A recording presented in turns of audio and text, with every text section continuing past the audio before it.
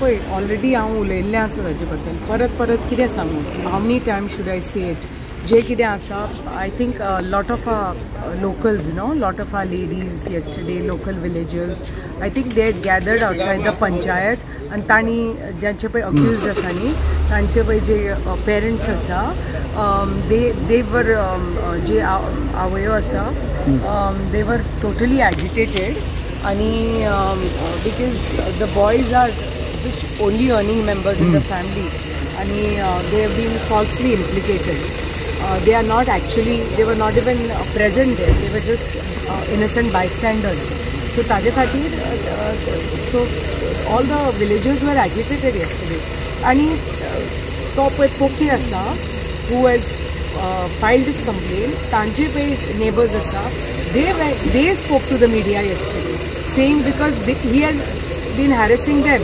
So this was like first hand information from them going to the media and talking about it, like how he has been harassing them over the last 5-7 years.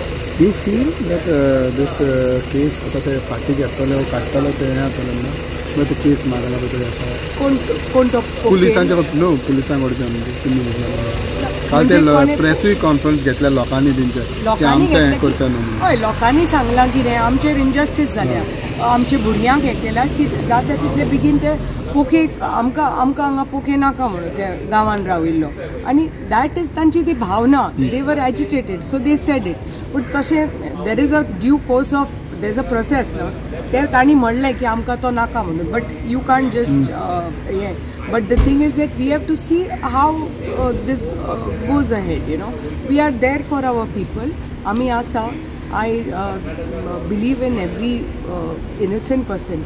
I'm not here to advocate Gundaism or violence.